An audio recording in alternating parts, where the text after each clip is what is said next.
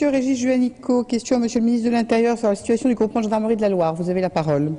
Merci Madame la Présidente. Monsieur le ministre, depuis plus de 5 ans, le groupement de gendarmerie départementale de la Loire travaille avec la municipalité de Saint-Étienne sur un projet de construction de locaux neufs et adaptés. La Direction générale de la gendarmerie nationale a agréé une nouvelle implantation dans le quartier du Soleil à Saint-Étienne. À cet effet, EPORA, établissement public foncier de l'Ouest Rhône-Alpes, s'est rendu acquéreur en octobre 2009 d'un terrain de 30 000 m² au nord de la gare de Château-Creux, au cœur du périmètre d'intérêt national de l'EPAZ, l'établissement public d'aménagement de Saint-Étienne. Ce terrain doit être requalifié et dépollué d'ici la fin du premier semestre 2010. Malheureusement, les procédures d'acquisition foncière ont été retardées par les contentieux juridiques engagés par le particulier propriétaire du terrain et les crédits qui étaient programmés pour cette opération immobilière d'un montant de 10 millions d'euros, eh bien, ces crédits du budget de la gendarmerie nationale ne sont plus aujourd'hui disponibles. Aujourd'hui, ce projet prend une dimension nouvelle, avec l'opportunité de regrouper sur un même site les services de la gendarmerie et de la police nationale. Le site proposé bénéficie d'une accessibilité extrêmement aisée, que ce soit sur le plan autoroutier, urbain ou des transports collectifs.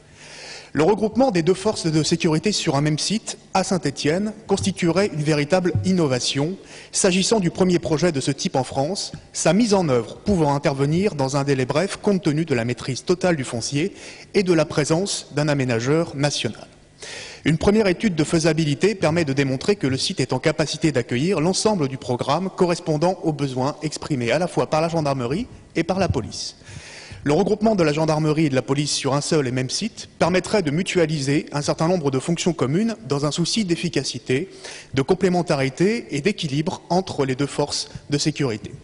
Mise en commun de divers locaux à usage d'accueil, mise en commun des réunions, cours d'honneur, parking, garage, etc. Outre les économies engendrées, cette mutualisation permettra de consacrer un maximum de moyens aux fonctions opérationnelles des deux forces de sécurité sur le terrain.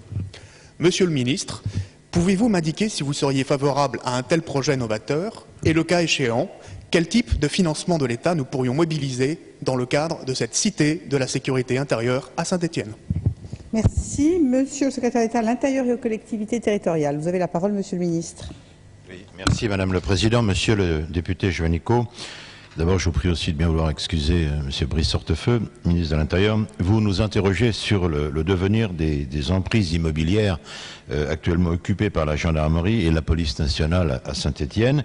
Celle-ci dispose actuellement de 5 emprises sur la commune de Saint-Étienne et sa périphérie proche. Alors je vais vous répondre rapidement mais sur 4 points. D'abord, premièrement, en 2002, la dégradation de l'état de certaines de ces casernes a conduit la gendarmerie à élaborer un schéma de regroupement effectivement de ces unités. Des études préalables ont ainsi été menées sur une parcelle localisée sur le site de Château-Creux, à proximité de la gare de Saint-Étienne. Le coût du projet, en intégrant les logements, les hébergements ainsi que les locaux de service, a été estimé à quelques 35 millions d'euros, ce qui représente effectivement un financement important. Deuxième point, parallèlement, une réflexion, et vous l'avez évoqué, portant sur une éventuelle localisation des deux forces de sécurité intérieure sur le site de Château-Creux a été effectivement engagé au niveau local.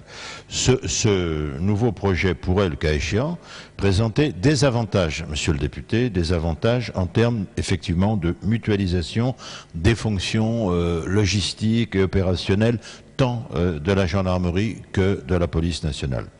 Bon, néanmoins, vous comprendrez qu'une expertise approfondie est nécessaire tant au plan technique qu'au plan budgétaire. Les contours d'une telle opération à la fois novatrice et particulièrement complexe doivent en effet être précisés, tout comme l'évaluation des coûts immédiat et à long terme.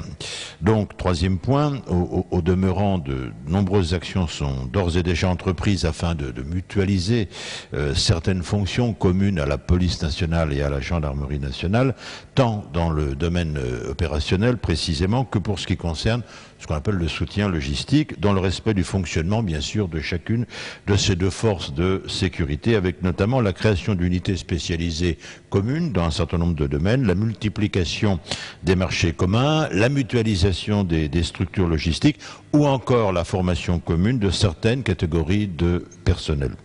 Voilà. Et donc, quatrième point, s'agissant précisément du projet de Château-Creux, je tiens à vous assurer, monsieur le député, que vous ne manquerez pas, bien entendu, d'être tenu informé par le préfet de la Loire du résultat de l'étude technique et budgétaire approfondie actuellement menée, et nous aurons l'occasion de nous reconcerter ensemble pour parler de l'évolution de ce dossier effectivement très important et intéressant. Merci, Monsieur le Ministre. Question de Jean-Pierre Abelin, Monsieur le Ministre de l'Espace.